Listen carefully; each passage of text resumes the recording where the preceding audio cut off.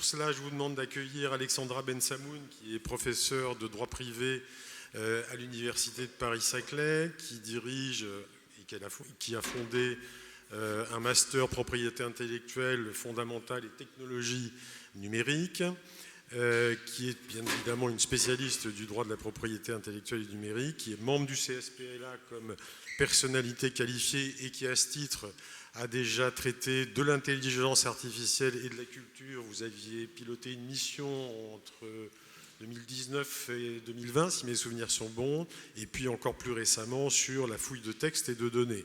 Je passe tout un tas de vos autres qualités, Alexandra. Je dis un mot néanmoins du prochain congrès de l'ALAI, dont vous êtes vice-présidente et qui a également pour terme l'intelligence artificielle.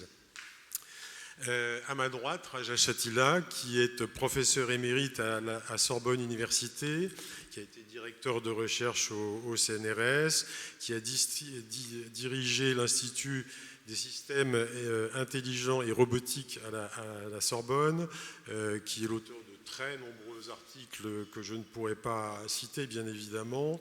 Vous êtes également impliqué dans l'I3E, je crois. Vous êtes membre du Comité national de pilotage d'éthique de numérique en France. Pilote, oui, c'est bien ça. Alors, on a vu tout à l'heure dans la table ronde précédente qu'il y avait sans doute un besoin d'éthique assez fort par rapport à l'IA. Jusqu'à il y a 6-7 mois, la numérisphère, c'était NFT, métavers. Et puis tout d'un coup, il y a ce petit machin qui est arrivé, ChatGPT, et les deux autres ont disparu. Alors ils sont toujours là, bien sûr, en arrière-plan, mais c'est absolument plus l'actualité. Donc depuis novembre 2022, on est totalement focalisé sur l'IA et en particulier les IA génératives, même si bien sûr elles ne sont pas les seules. Alors en préparant cette table ronde, parce que je suis paresseux et puis parce que je suis curieux aussi, je me suis dit, je vais faire une chose, je vais demander à ChatGPT de me proposer les questions que je pourrais poser à mes deux intervenants. Alors je dois dire que sur l'éthique, j'ai eu des propositions sensées qui recoupent un certain nombre des questions qu'on va se poser, auxquelles on va essayer de répondre. En revanche, sur la partie droit d'auteur, on va dire que c'est parce que l'alimentation des bases d'entraînement n'était pas suffisamment à jour, mais là, ça a été le grand vide. On m'a expliqué qu'il y avait un cadre juridique tâtonnant, mais c'est tout, mais on ne m'a proposé aucune question. Donc on va se débrouiller sans ChatGPT, bien évidemment. Alors la première question que j'ai envie de vous poser quand même, c'est de quoi parle-t-on? Est-ce qu'il n'y a pas plusieurs notions d'éthique? Est-ce qu'il ne faut pas préciser un petit peu tout cela? Oui, il faut préciser tout cela, effectivement, parce que là, on mélange deux sujets, et c'est bien d'en parler en même temps, hein, l'éthique et puis les droits d'auteur, qui est plutôt du ressort du juridique.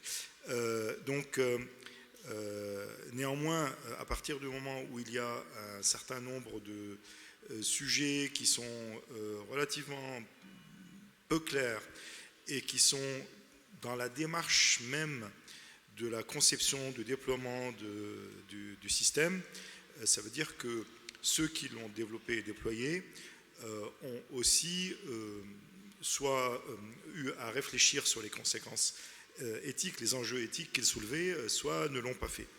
Donc, en particulier, puisqu'on focalise sur les systèmes d'IA génératifs, on est un peu monomaniaque, hein, parce que les autres problèmes subsistent dans les autres systèmes. Mais bon, parlons des systèmes génératifs. Donc, les systèmes génératifs, évidemment, utilisent des grandes quantités de données pour l'apprentissage, quantités de données qui sont sur Internet et donc dont certaines, évidemment, sont sujettes à droit d'auteur. Mais cette question, apparemment, n'a pas empêché de faire cette récolte massive Et surtout, l'un des problèmes, c'est que après on perd trace, parce qu'il n'y a aucune source qui peut être mentionnée ou qui est fournie par le système, évidemment, sur ces réponses. Pourquoi il n'y a aucune source? Parce que toute la construction du modèle génératif consiste à faire des corrélations entre des éléments, des données. Donc à partir de là, tout est mis dans une sorte de boîte noire avec plusieurs centaines de milliards d'ailleurs de paramètres, et donc impossible de trouver les éléments qui ont pu servir à produire les sorties. Un autre élément, c'est donc j'ai parlé de propriété intellectuelle, mais il y a aussi des données personnelles. Il y a aussi des données qui sont des données qui sont normalement, enfin qui pourraient être sous le couvert de secret d'entreprise, parce que il y a eu un problème là récemment avec Samsung qui s'est aperçu effectivement que ses employés faisaient des requêtes avec ChatGPT et fournissaient des données sur l'entreprise. Donc comme ces données, là c'est une question d'éthique maintenant, on ne sait pas ce que OpenAI en fait. Donc est-ce que chaque interaction que vous faites avec ChatGPT est accédée et alimente les bases de données d'OpenAI ou pas? Ce n'est pas très clair. Ce qui signifie néanmoins qu'il est possible d'accéder aux interactions avec ChatGPT. Je ne parle pas de données qui sont sur l'Internet à ce moment-là, mais aux interactions qui sont avec ChatGPT de la part de OpenAI, et donc effectivement avoir accès à un certain nombre de données personnelles ou de données qui relèvent du secret d'entreprise. Donc ça, c'est des questions qui vont au-delà du droit d'auteur et des questions juridiques, parce que les gens font ça de leur plein gré, finalement. Et ça pose ces problèmes-là. Hormis cela, là je sors du domaine du droit d'auteur, vous savez que ce sont des systèmes corrélatifs, et donc leurs réponses mélangent ou peuvent mélanger le vrai et le faux. Donc dans la réponse que vous avez à votre invite, il y a un texte qui est produit, et ce texte, finalement, quelle est sa valeur? Quelle est sa valeur et pourquoi elle pourrait être utile ou pas? Là, il y a un sujet qui est très important, parce que ce mélange du vrai et du faux dans lequel on ne peut pas faire la distinction, parce qu'il faudra faire des recherches à ce moment-là, ce n'est pas la peine de demander à ChatGPT, eh bien, nous laisse un peu interrogatif devant ce qu'on peut faire de ce système. Et si, comme je le crains, la plupart des gens ne tiennent pas compte de ce fait qu'on a un mélange de vrai et de faux, eh bien, ça peut donner lieu à des usages qui sont inappropriés, qui sont en tout cas, qui peuvent être dangereux, etc. Alors, vous le savez que ça mélange du vrai et du faux. Vous ne le savez pas. Qui a utilisé ChatGPT? D'accord. Vous avez vu dans la fenêtre en bas ce qu'il y a écrit? Il y a écrit ChatGPT version du, mettons, 13 juin. Attention, ChatGPT peut fournir des informations erronées, c'est en anglais, sur des faits, des personnes ou des événements. Bon, avec ça, vous êtes avertis. Alors, lorsque l'on parle d'éthique, il faut peut-être définir ce qu'on entend par éthique.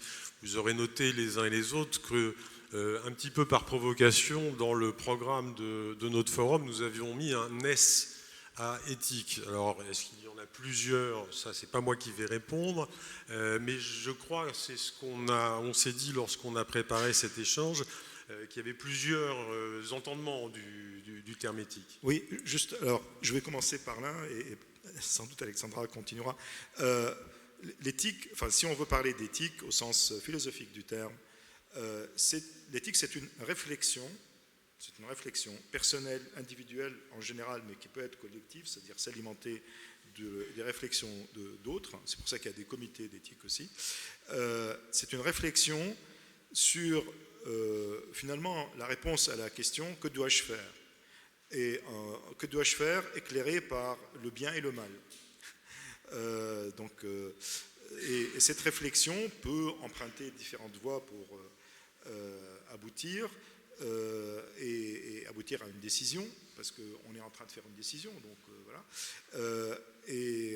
On peut, par exemple, réfléchir sur les valeurs qui sont mises en question par l'action qu'on envisage de faire. Est-ce que cette action porte atteinte à la dignité humaine, par exemple? Est-ce qu'elle porte atteinte à la vérité? Est-ce qu'elle porte atteinte à l'intégrité des personnes? Elle peut aussi emprunter des voies qui sont, disons, de l'ordre du conséquentialisme, c'est-à-dire quelles sont les conséquences de mes actions. Ce n'est pas obligatoire de se poser cette question, on peut aussi décider a priori. Donc, c'est une réflexion.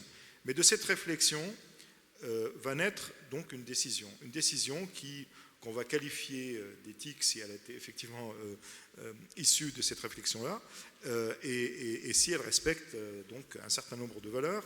Mais quand on parle de valeurs, il faut aussi attacher les valeurs aux personnes ou à la collectivité qui ont ces valeurs. Or, ces valeurs peuvent être en tension, c'est-à-dire on peut favoriser l'une ou l'autre, et de ce fait, on va faire des choix. Et c'est ces choix, justement, qui comptent dans une réflexion éthique.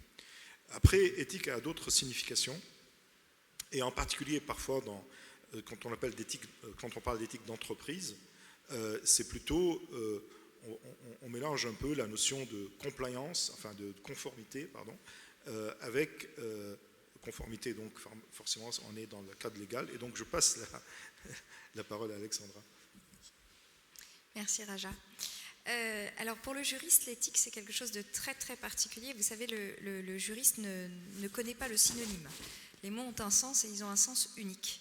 La règle éthique pour un juriste, c'est une règle d'autorégulation, c'est-à-dire c'est une norme de comportement que les acteurs s'imposent à eux-mêmes, mais qui n'a pas de sanction étatique. C'est pour ça qu'on parle de l'autorégulation, et le meilleur exemple au niveau international, c'est ce qu'on appelle la lex mercatoria, avant même qu'il y ait une réglementation de droit, de droit dur, donc international, de convention, de loi à l'échelle internationale.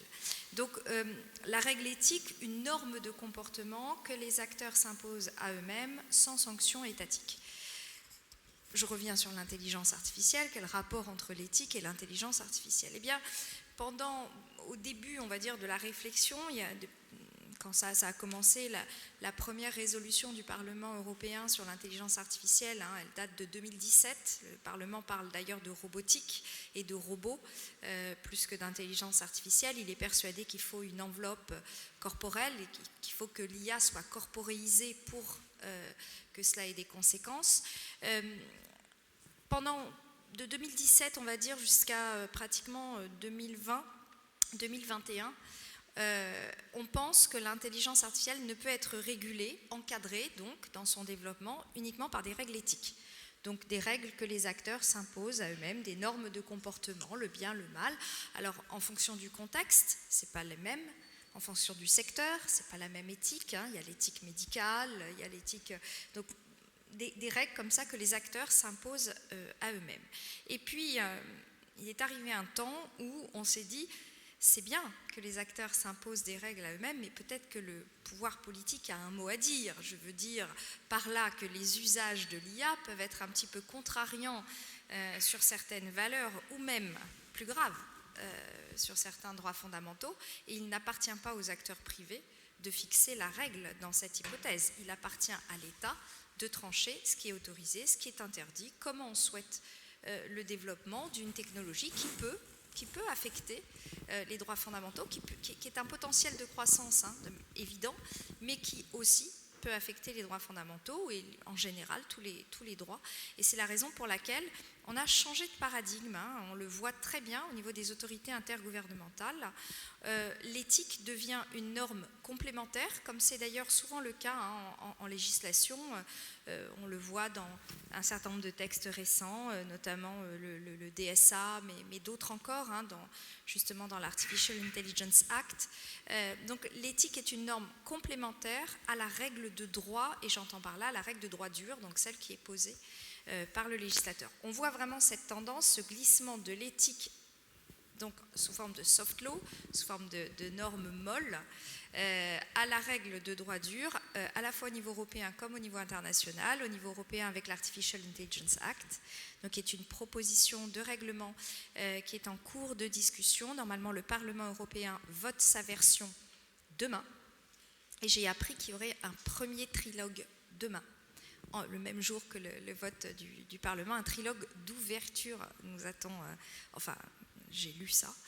Et puis, donc le trilogue, pour explication, c'est lorsque les trois autorités se réunissent pour rapprocher leur version. Il y a une orientation générale du Conseil de l'Union européenne, il y a la proposition initiale de la Commission, le Parlement adopte une version amendée, on va rapprocher ces trois organes pour pouvoir avoir une version commune à l'occasion de trilogue, donc, et c'est cette version commune qui devrait être adoptée dans les mois à venir.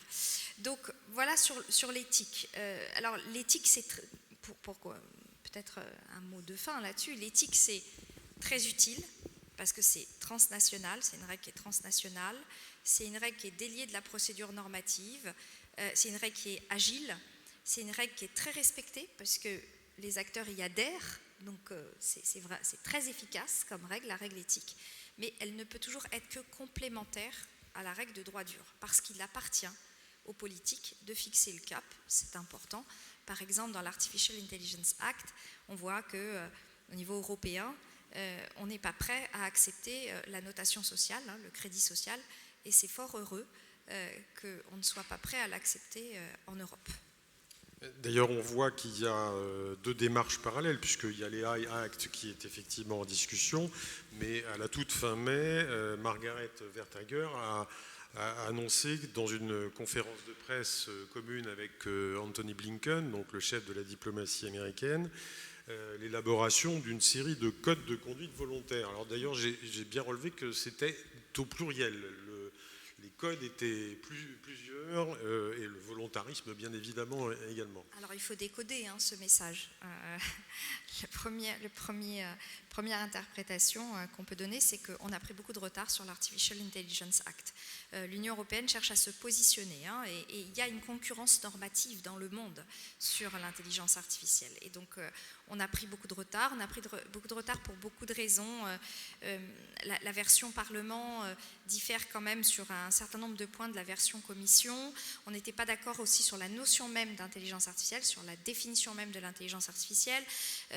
Sur ce, l'IA générative a été offerte au grand public. Donc tout ça a fait beaucoup de vagues. Il y a eu beaucoup d'opposition sur les systèmes à haut risque dans l'Artificial Intelligence Act, sur la biométrie, bref.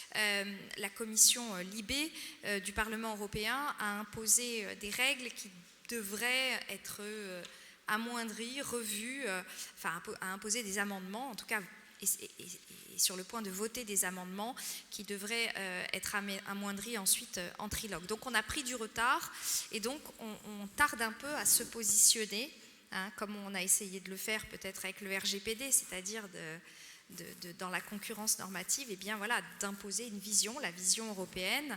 Et donc, dans ces conditions, on va essayer d'occuper le terrain. Et puis, par ailleurs, pourquoi on le fait avec les États-Unis ? Pour une raison très simple, c'est que les États-Unis sont en dehors de l'Europe. Donc, de toute façon, il faut commencer par un biais. C'est celui-là. On ne va pas faire un texte de droit dur avec les États-Unis pour le moment, mais l'Union européenne n'a pas cette ambition, et les États-Unis non plus. Voilà, donc, l'amour des États-Unis pour les traités internationaux est tel que... Alors, on aura un traité international sur l'intelligence artificielle, puisque le Conseil de l'Europe a reçu le mandat du comité des ministres d'élaborer comme on a la Convention européenne des droits de l'homme, on aura dans quelques temps le traité international, la Convention internationale sur les droits dans l'environnement de l'IA. Je ne sais pas comment. Pour le moment, il n'y a pas de titre d'intitulé définitif. Il y a 2 versions qui circulent. Voilà. Si je peux, juste pour compléter, il y a aussi quelque chose de particulier entre les États-Unis et l'Europe. Ça s'appelle le Trade and Technology Council, TTC, dans le cadre duquel il y a des négociations sur plusieurs sujets, donc technologie, pour rapprocher non pas la réglementation, mais en tout cas un certain nombre de bases qui permettent effectivement une meilleure fluidité du commerce transatlantique. Et en particulier donc sur l'IA, l'idée c'est de rapprocher les standards. Parce que le AI Act va reposer sur des standards, parce que la conformité, la certification va s'appuyer sur des standards. Donc si ces standards sont proches, c'est-à-dire si les États-Unis et l'Europe se mettent d'accord sur des standards proches, ça va faciliter évidemment la labellisation des systèmes, des technologies qui sont issus des États-Unis, qui sont effectivement majoritaires. Et c'est aussi... Et qui vont intégrer le marché européen. Et donc, voilà, les Américains vont devoir se soumettre à cette certification. Voilà. Et donc les codes de conduite, c'est une manière soft d'approcher un peu ces points de vue. Mais il y a des négociations qui sont en cours sur les standards, de toute façon. Alors, vous n'étiez pas encore arrivés l'un et l'autre tout à l'heure lors de la première table ronde, où on a exprimé beaucoup d'inquiétudes au regard de ces IA génératives, même si les IA sont bien plurielles et plus nombreuses que les IA génératives. Concrètement, on fait quoi? Parce que les textes, c'est une chose, mais il faut permettre leur application. On en a parlé à l'instant. Comment on met tout ça en œuvre? C'est une question qui n'est pas simple, parce que le fait qu'OpenAI ait choisi de mettre ça finalement à disposition du grand public d'une manière relativement inattendue, et ça a provoqué quand même un certain engouement. Dès le premier jour, des millions, 100 millions de personnes se sont connectées. Et aujourd'hui, je crois qu'il y a 2 milliards de requêtes par mois, quelque chose comme ça. Donc, il y a besoin effectivement de faire quelque chose. Alors, faire quelque chose, ça signifie, d'une part, avoir une approche responsable et une approche qui tienne compte des limitations de ces systèmes. C'est pour ça qu'il faut insister aussi. Ce n'est pas pour en dire du bien ou du mal, mais c'est pour dire qu'il y a des problèmes, des limitations. Et donc, il faut avoir une approche du point de vue de l'utilisateur qui est prudente. D'accord ? Donc, vous avez en gros un couteau. Il faut l'utiliser là à bon escient, du côté où il coupe, et faire attention à bien le tenir par le manche. Cette chose, chez nous, les utilisateurs du système doivent être très, très attentifs aux limitations. Et donc les entreprises qui l'utilisent doivent être attentives à l'utilisation. Pour des raisons diverses, j'ai parlé du problème de la vérité, il y a d'autres sujets. Donc, ensuite, il faut effectivement essayer de mettre en place des codes de conduite. Et il faut mettre en place une gouvernance. C'est-à-dire qu'il ne faut pas laisser chacun agir pour soi, de mon point de vue. Il faut qu'il y ait une gouvernance partagée. Et pour moi, la gouvernance vient avec la responsabilisation. C'est pour ça que le texte du AI Act est extrêmement important, dans la mesure où il va distinguer les différentes responsabilités le long de la chaîne de valeur. Donc, quelle responsabilité a le développeur du modèle de fondation, c'est-à-dire le modèle initial, GPT-4, etc. Quelle responsabilité a celui qui prend ce modèle pour faire une application particulière après un apprentissage sur des données spécifiques? Quelle responsabilité a celui qui déploie le système? Tout ça, c'est décrit dans les divers brouillons du AI Act. Il faudrait arriver à quelque chose qui montre bien qu'il y a une convergence et une distinction, et qui est responsable de quoi. Parce que sans responsabilité affichée, on peut avoir un déploiement de systèmes qui peuvent être effectivement extrêmement douteux. et y compris l'utilisateur final. Alors, j'étais là quand quelqu'un a parlé de marquage. La question du filigrane est quelque chose d'important, je pense. Ce n'est pas la solution miracle, mais déjà, savoir qu'un texte ou une image ou une vidéo a été produit par un système qui est un système et non pas un être humain, et que ce marquage puisse être préservé tout au long de la chaîne en question, jusqu'à l'utilisateur final, parce que pour un texte, c'est extrêmement compliqué de préserver ce marquage, ce filigrane, déjà donne une indication que, attention, j'ai affaire à un système qui a été fabriqué par une machine, donc il faut le regarder avec prudence, étant donné qu'il peut mélanger le vrai et le faux, etc. Avec prudence. Ne pas l'oublier, ça. Savoir comment on le manipule. Donc, vous voyez, il y a plusieurs choses. En attendant la gouvernance qui viendrait de l'AI Act, les codes de conduite et éventuellement, on n'est pas obligé d'attendre l'AI Act pour avoir le filigrane, parce que ça peut être déjà imposé de mon point de vue. Cette responsabilisation aussi n'a pas besoin d'attendre tout à fait le AI Act, entre parenthèses non plus. Parce que l'AI Act, c'est ce qui concerne l'IA, mais il y a déjà des réglementations qui sont en place de manière plus générale sur un certain nombre d'obligations des entreprises quand elles mettent sur le marché un produit. Donc ça aussi, ça peut éventuellement être applicable. Bon, donc il y a un panel de choses sur lesquelles on peut réfléchir sur ce qu'on fait, mais on peut commencer déjà par la prudence dans l'utilisation. Alors, vous venez de parler de marquage, ça nous amène aussi directement à la question du droit d'auteur. Le marquage des contenus générés par les IA, c'est une chose, mais bien sûr se pose la question des contenus qui sont utilisés, qui sont consommés, j'ai envie de dire, parce qu'on est dans une utilisation dans de telles proportions qu'on parle vraiment de consommation. Droit d'auteur et IA, c'est, selon vous, et je suis tout à fait d'accord avec cela, deux façons possibles de regarder les choses, l'amont et l'aval. L'amont, c'est donc l'utilisation des œuvres préexistantes par l'IA. Donc Alexandra, est-ce que vous pouvez nous rappeler le cadre actuel et les évolutions envisageables dans ce domaine?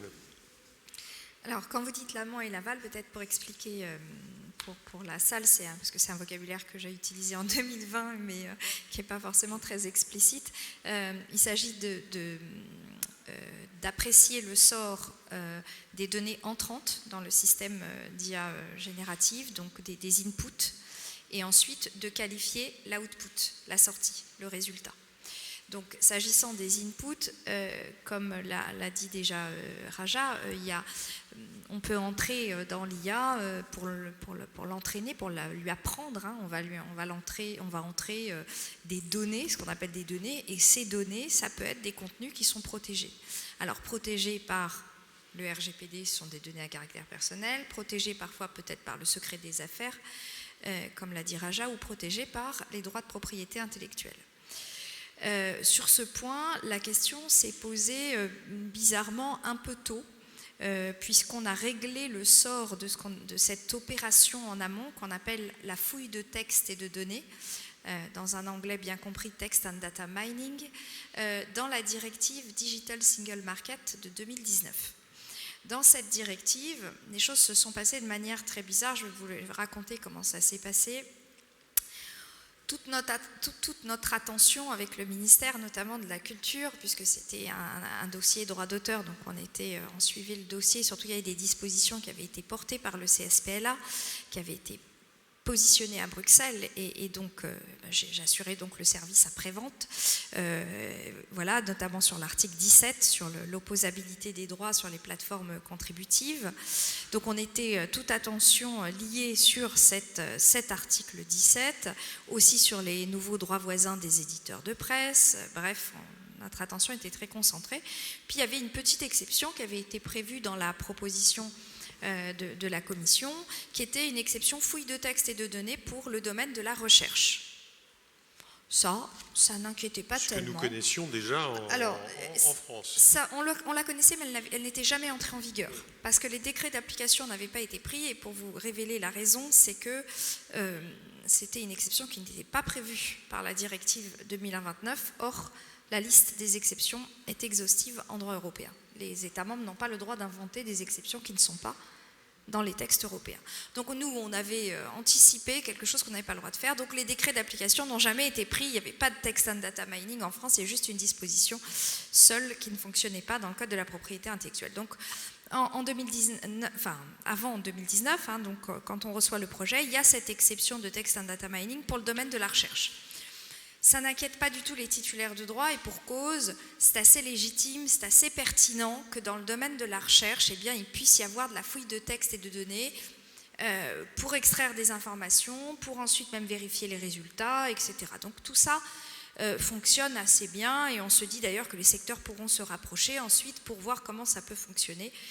Et puis dans le cours de la discussion, alors même qu'à l'origine l'étude d'impact évoque la possibilité d'une exception de text and data mining plus large en disant non, on ne la prend pas, on ne la reçoit pas, parce que c'est complètement expropriant, parce que ça présente des dangers pour les titulaires de droit, parce que donc il y a toute une série de raisons qui font qu'on n'adopte pas cette exception.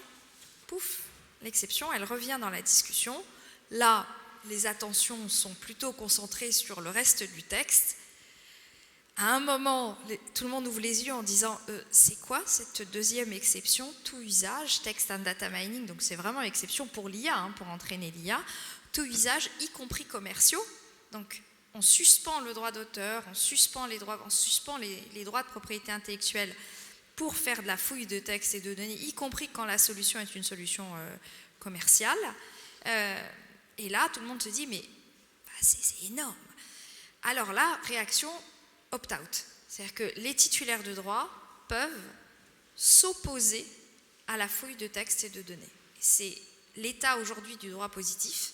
Il y a deux exceptions de fouille de textes et de données. Une première qui est à laquelle les titulaires de droit ne peuvent pas s'opposer, qui est limitée au secteur de la recherche par certains instituts, certaines institutions, et qui est cadrée et qui était très attendue par le milieu universitaire et le milieu de la recherche. Et puis, une exception fouille de texte et de données, tout usage, tous les contenus qui sont accessibles ou pour lesquels on a un accès licite, nous dit le texte, donc par exemple un abonnement, eh bien, on doit pouvoir les fouiller librement, sauf à ce que le titulaire de droit ait exercé son opt-out d'une façon lisible par la machine, nous dit le texte. Ça veut dire quoi d'ailleurs cette façon lisible? Parce que je crois on ne l'a pas tous interprété de la même France, façon. Il y a plusieurs interprétations. Je me souviens très bien j'avais été chargée par le ministère de la Culture de faire le rapport pour transposer la directive Text and Data Mining. Je me souviens très bien d'une réunion où le GF2I était d'ailleurs très actif, où on s'interrogeait sur c'est quoi un moyen lisible par machine. Alors, nous, on a considéré, en France, qu'une mention dans les conditions générales d'utilisation, c'était lisible par machine. Parce que les robots sont capables de faire une analyse et de trouver le bloc de mots, no TDM, enfin voilà, de trouver interdiction, fouille de texte de données. C'est pas très difficile à trouver pour un robot, mais on a considéré que ça, c'était possible. Je vous dis, j'ai une journaliste du Monde qui m'a écrit... non, c'était pas Le Monde, je sais plus parce que en ce moment les journalistes sont très actifs, pour me dire mais comment ça se fait qu'en France vous avez décidé ça alors qu'en Allemagne ou en Belgique, elle me disait non, ils ont plutôt dit les métadonnées, bon, parce que la directive elle nous dit pas ce que c'est un moyen lisible par machine. Non, mais je crois que c'est le lobbying entre guillemets des ayants droit qui a permis d'arriver à cette solution. Les titulaires de droit avaient la volonté de pouvoir exercer l'opt-out de la manière la plus large possible, parce que vous imaginez bien que, par exemple, quand on est un photographe, enfin même la presse, faire son opt-out sur chaque contenu marqué, par exemple, chaque contenu qui est en ligne, c'est un effort énorme. Sans compter que, Raja, tu pourras... tout ça, je sais, est-ce que c'est très efficace ? Ça, c'est un sujet... je veux dire, les métadonnées, les métadonnées, ça s'écrase, ça se contourne, ça... Voilà. Donc... Alors, il existe des solutions technologiques qui permettent de bloquer le passage des robots sur les sites internet. Ça, ce sont des systèmes qui fonctionnent, Les dômes. Qui sont, oui, pas que des dômes. Il y a des systèmes liés à la reconnaissance et à l'identification préalable des robots, mais qui sont des systèmes assez onéreux, assez coûteux à mettre en œuvre. J'ai participé au lancement d'un, donc je vois bien de quoi on parle. Et qui sont aujourd'hui très minoritairement, bien évidemment, malheureusement, adoptés par... Oui, d'ailleurs, on avait mis sa description dans le rapport du CSPLA. Vous nous aviez fait une belle explication de la manière dont on peut... Mais c'est vrai que ce sont des moyens qui sont très onéreux pour les titulaires de droit. Tous les titulaires de droit ne peuvent pas exercer cet opt-out efficacement. Non, parce que ce sont des logiciels en fait dérivés, ce sont des bibliothèques de métadonnées qui sont dérivés d'outils de sécurité, de cybersécurité, et qui est bien évidemment sont liés au volume de contenu du site en question. Donc quand vous avez des interactions par dizaines de milliers à la seconde, je parle bien évidemment, comme sur certains sites de presse quotidienne nationale, vous avez cité Le Monde, je vais continuer à le citer, c'est une chose, alors que c'en est une autre quand vous vous intéressez à protéger le site d'une revue professionnelle qui a quelques dizaines de visiteurs par heure. Donc on est dans des conditions très, très différentes. Alors je sais qu'on approche de la fin de cette matinée. J'ai une question un peu difficile, néanmoins qui me brûle les lèvres, c'est est-ce que l'éthique va pouvoir survivre dans les temps de réarmement militaire? On en a parlé en début de forum, et de réarmement cybernétique. L'éthique survit parce qu'il y a toujours une réflexion éthique, ça c'est inévitable. Après, ce sont les décisions qui sont différentes parce que l'éthique est contextuelle.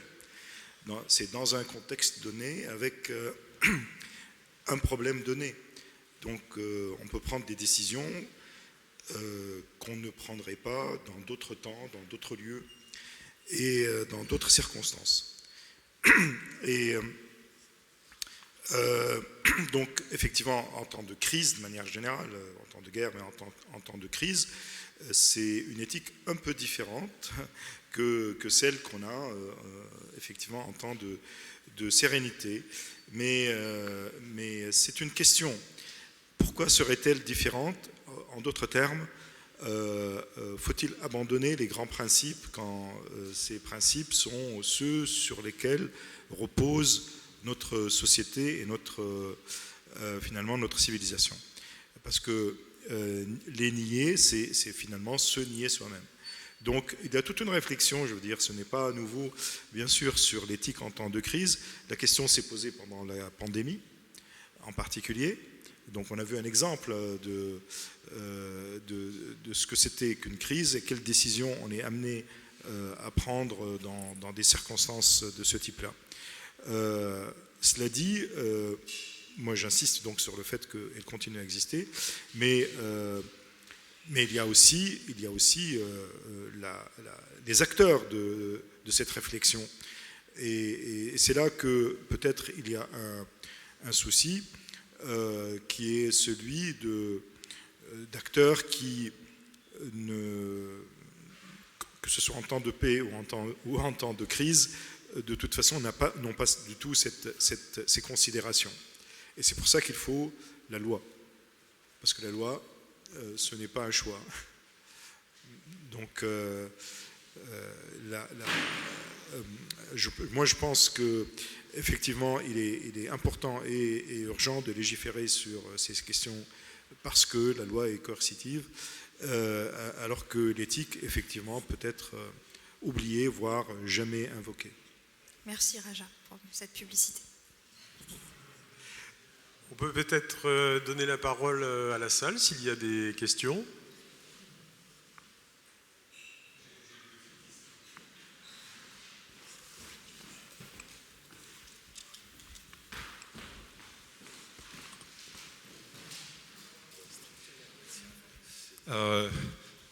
Ouais, je vois que c'est pas moi qui vous éblouis, c'est dommage. Mais donc d'abord un grand merci pour cette conférence qui était assez intéressante et même très intéressante. Et il y a des questions encore que je me pose sur la réglementation de l'IA. Alors la première question que je me pose, et c'est à l'aune de la réflexion que tout le monde a sur ChatGPT, est-ce qu'on n'est pas en train d'adopter une réglementation européenne qui sera périmée, qui sera obsolète avant même d'être adoptée? Et puis il y a une autre question qui me préoccupe beaucoup, c'est la protection des œuvres créées par l'IA. Alors je prends l'exemple on va prendre, puisqu'on a plusieurs dans la salle, d'un éditeur juridique qui développerait un système d'IA pour résumer, commenter automatiquement les arrêts. A priori, sauf à utiliser des mécanismes comme la concurrence déloyale, le résultat de ce qui serait produit par l'IA ne serait pas protégé. Alors vous aviez envisagé, je crois, madame, un système de droit sui generis, c'est-à-dire un droit un peu comme les bases de données, où le producteur qui sera à l'initiative du système d'IA pourrait être titulaire des droits. Et est-ce que vous savez si votre proposition a entraîné des adhésions ou autre? Alors d'abord sur la première partie de votre question, est-ce que quand le texte va sortir, il sera obsolète ou pas? Le législateur européen a entendu la critique sur sa définition du système d'intelligence artificielle, puisque la Commission européenne renvoyait à une annexe, l'annexe 1, qui listait un certain nombre de technologies qui devaient entrer dans la définition du système d'IA. La Commission européenne propose une définition beaucoup plus neutre technologiquement, qui ne renvoie justement pas à des technologies, et ça c'est très important parce que le risque d'obsolescence est important lorsqu'on renvoie à des technologies, surtout sur une technologie aussi évolutive que cela. Et on voit poindre aujourd'hui une convergence vraiment de la définition du système d'IA, puisque la définition qui est reprise aujourd'hui par le Parlement, elle est très proche de celle qui avait déjà été donnée par l'OCDE en 2019 dans une recommandation sur l'IA, et elle est aussi proche de celle dont se sert aujourd'hui le Conseil de l'Europe pour le traité et l'UNESCO dans sa dernière recommandation sur l'IA. Donc on voit qu'il y a une convergence de la notion d'IA sur la scène internationale, sur la notion de système d'IA sur la scène internationale, et cela aussi pour éviter une obsolescence trop rapide, pour avoir vraiment, parce que il faut comprendre que la définition juridique, et pardon Raja, elle est complètement autonome de la définition technique. On cherche une définition avec des critères qui peuvent être objectivés pour pouvoir ensuite faire une qualification juridique et appliquer un régime. C'est très froid, c'est très neutre, c'est le droit, et c'est comme ça qu'il vit. Il vit en autarcie, plus ou moins, en tout cas, il vit en autonomie à minima, si ce n'est pas en autarcie. Donc là, de ce point de vue, j'ai le sentiment quand même que on cherche à adopter un instrument technologiquement neutre qui pourra s'adapter, et puis aussi avec des listes dans les classifications des systèmes d'IA à haut risque. On voit que la liste pourrait être évolutive, que désormais on peut raisonner par rapport à des critères et non plus par rapport à une liste qui pourrait être fermée. Donc tout ça nous invite à croire que le texte pourra vivre. Deuxième point, on repasse au sujet du droit d'auteur, et tout à l'heure, comme le disait Philippe, on a distingué, moi j'ai distingué dans le rapport au ministère, l'amont, c'est le text and data mining, et l'aval, c'est-à-dire le produit généré par l'intelligence artificielle. Qu'est-ce qu'on en fait ? Parfois, ce produit ressemble furieusement à une œuvre de l'esprit, au sens du droit d'auteur, c'est-à-dire, vous le savez d'ailleurs, il y a une photographie qui a gagné un concours prestigieux, donc elle a été générée par une intelligence artificielle. Donc on a des difficultés de ce point de vue-là. Le droit, et en particulier le droit français, est très personnaliste, le droit d'auteur français est très personnaliste, et il a besoin de l'accroche d'une personne physique et de la personnalité d'une personne physique au sens subjectif du terme, pas au sens de personnalité juridique, pour pouvoir obtenir la qualification d'œuvre de l'esprit, puisqu'on dit qu'une œuvre, c'est une création de forme originale, c'est-à-dire qui porte l'empreinte de la personnalité de son auteur. C'est-à-dire on raisonne de manière circulaire, hein, les notions se renvoient les unes aux autres, œuvre, auteur, auteur, œuvre, œuvre, auteur, auteur, œuvre. Donc ici, lorsque la création est complètement générée par une IA, alors je ne parle pas de l'IA qui n'est qu'un outil entre les mains d'un créateur. Ça, c'est souvent le cas aujourd'hui. Par exemple, Dadiscar, hein, la musique, chanson à la manière des Beatles qui a été réalisée avec Flow Machine, j'ai aucun doute sur le fait que Benoît Carré est l'auteur. Il a utilisé l'IA comme un outil, hein, et c'est très net. Quand l'IA n'est qu'un outil entre les mains d'un auteur personne physique, on ne doit absolument pas changer l'analyse. Le droit d'auteur s'applique, quelle que soit la technicité de cet outil, le raisonnement est inchangé. En revanche, lorsque la création, lorsque la production est intégralement générée par l'IA, c'est-à-dire avec une intervention d'une personne physique insuffisante pour le qualifier d'auteur au sens du droit d'auteur, qu'est-ce qu'on fait de cette production? Elle est censée ne pas être protégée par le droit d'auteur. Est-ce qu'on dit qu'elle est non protégée et que c'est un commun? Certains auteurs de doctrine le proposent, mais alors je m'interroge sur la chaîne de valeur, sur la manière dont on encouragera les investissements en amont si en aval il n'y a aucune possibilité de rémunération, encore que le contrat, de toute façon dans ces circonstances, les acteurs les plus forts imposeront la rémunération grâce au contrat, donc de toute façon la boucle est bouclée. Et donc une des propositions qui a été portée dans le rapport, mais c'est l'une d'entre elles parce que la mission qui m'avait été confiée par le ministère, c'était de bien faire état de l'ensemble des propositions qui sont sur la table pour le moment à un niveau international. L'une des propositions, et qui semblait recueillir un accueil favorable de certains titulaires, c'était de créer un droit type sui generis. Comme vous savez, les juristes, quand on ne sait pas de quoi on parle latin. Donc sui generis, ça veut dire, bon, je ne sais pas exactement comment le qualifier, mais il existe, il est là, on pourrait le mettre dans le code de la propriété intellectuelle, on en a déjà un, c'est le droit des producteurs de bases de données. À côté, là, on pourrait en caser un deuxième, le droit sui generis des producteurs d'IA, voilà, sur le contenu généré par une IA. C'est une proposition, écoutez, on en débattra à l'occasion du Congrès international de la LAI la semaine prochaine sur l'IA et la propriété littéraire et artistique. Vous le savez, le ministère de la Culture et le CSPLA, et la ministre de la Culture l'a redit, s'intéressent à ce sujet. Et donc, vous devriez être appelés à contribuer prochainement et à donner votre position sur ces sujets. Avec une nouvelle mission qui devrait être prochainement annoncée. C'est pas à moi d'annoncer quoi que ce soit, donc voilà, je sais que la ministre, elle m'a fait venir, elle a à cœur elle est très intéressée par ce sujet, elle a à cœur de répondre aux demandes, donc voilà, après, les choses se construisent un peu à peu, parce que vous avez vu qu'on n'est pas la culture, en général, au sens large, hein, n'est pas le seul secteur qui est très intéressé par le sujet.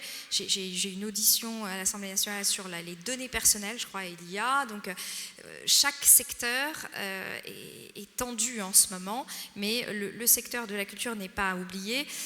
Ce qui apparaît assez clairement, c'est qu'il va être très difficile d'intégrer à l'Artificial Intelligence Act des dispositions liées à la propriété intellectuelle. Enfin, c'est pas, ça va être très, voilà.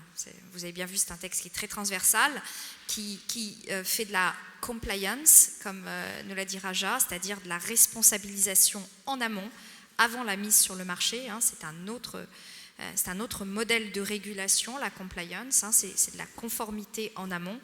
Et puis juste après, d'ailleurs, la Commission nous a annoncé qu'elle s'intéressera à la responsabilité en aval, puisqu'il y a 2 propositions de directives sur le droit de la responsabilité et l'IA, la responsabilité civile extra-contractuelle, hein, en cas de dommage. Voilà, donc la culture n'est pas oubliée. On va essayer de se mobiliser très rapidement pour ne pas laisser passer le train. Le message est bien entendu. Monsieur le Président, je crois que... Il y avait peut-être Ah, il y a encore une question, pardon. Dernière, si on a encore une demi-minute, en remontant un tout petit peu vers l'amont rapidement, sur la question de l'opt-out et le rapport immédiat là, entre ayant droit éventuellement de contenu et intelligence artificielle au moment du text data mining. Peut-être un signalement si vous ne connaissez pas, mais ou en tout cas une réaction si vous connaissez. On revient dans le monde de la norme. C'est effectivement un travail qui a été fait et qui est assez coordonné et qui est en voie d'adoption d'une norme au sein du W3C qui a été porté par le European Digital Reading Lab, EDR Lab pour ceux qui connaissent. Et on est quelques-uns à avoir contribué et adopté. C'est très simple et c'est une métadonnée, comme on le disait, un protocole. De la même façon qu'on dit à un robot, tu ne passes pas, tu n'indexes pas. Très simple et sur lequel il y a un effet de coordination en ce moment des acteurs, notamment de la presse et des médias, y compris un peu de l'édition. C'est quelque chose qui, à mon avis, est assez intéressant, non pas pour régler des problèmes, mais pour poser raisonnablement un rapport de force ou en tout cas un espace de discussion avec les fameux moissonneurs. On me l'a communiqué, mais c'est intéressant. Enfin, de toute façon, il n'y a qu'une solution comme ça, un peu fédérée, qui pourrait avoir une chance. Mais alors justement, si on fait toutes ces procédures d'opt-out donc dans les grands groupes de presse, est-ce que ça n'aurait pas pour impact de vider complètement de sens cette exception commerciale, si tous les acteurs sortent de l'exception? Alors d'abord, tous les acteurs ne voudront pas sortir de l'exception, donc voilà. Et puis, par ailleurs, c'est là le point d'équilibre de cette exception. Elle était tellement expropriante, en réalité, elle était tellement large, que c'était même pas sûr qu'elle passe cette fameuse balance des intérêts là, à laquelle la Cour de justice tient tant en ce moment, mettant en balance les différents droits. Je ne suis pas sûre que s'il n'y avait pas eu l'opt-out, la possibilité d'opt-out, ça passait le test de proportionnalité. Voilà, donc est-ce que ça va vider de son sens? Il y a aussi la possibilité... vous voyez, je discutais à l'occasion justement de la visite de la ministre, il y avait aussi une grosse boîte de jeux vidéo et qui fait du texte, un data mining, et qui disait qu'en fait, eux, pour sécuriser, tout simplement, ils passaient des licences. Ah. C'est un appel à la négociation d'une certaine façon. Ouais. Parce que le contrat va rester vivant.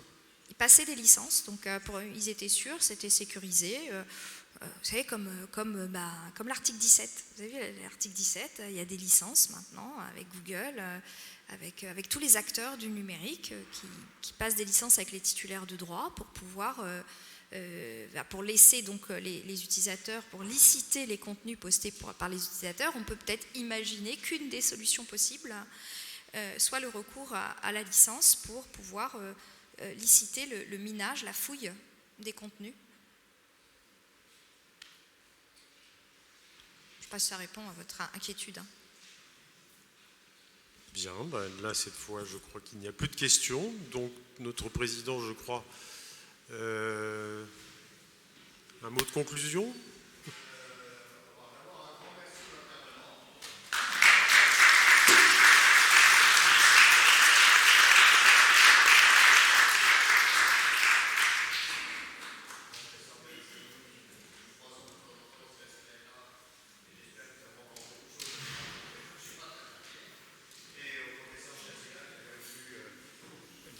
Venir pour représenter aussi l'expertise du CNRS, donc qu'il en soit ici chaleureusement remercié. Vous êtes tous évidemment invités au cocktail déjeunatoire. Je rappelle qu'à 14h, il y a l'Assemblée Générale du GF2I et que les membres du GF2I doivent rester pour voter, pour entendre le rapport moral et élire le tiers du conseil d'administration. Voilà, merci à tous, merci à nos intervenants et bon appétit à tous.